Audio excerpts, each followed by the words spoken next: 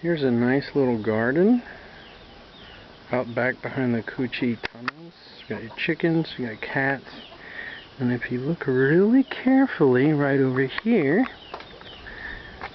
wait, I'll show you the rest of it. It's a really pretty garden until you look right there and you see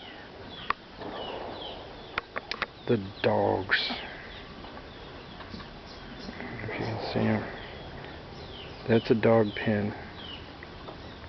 And those dogs are there for one reason. Yep. They're on the menu.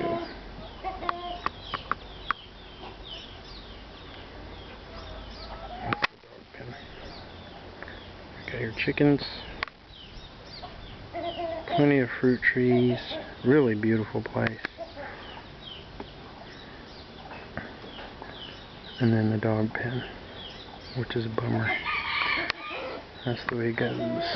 That's the way they roll.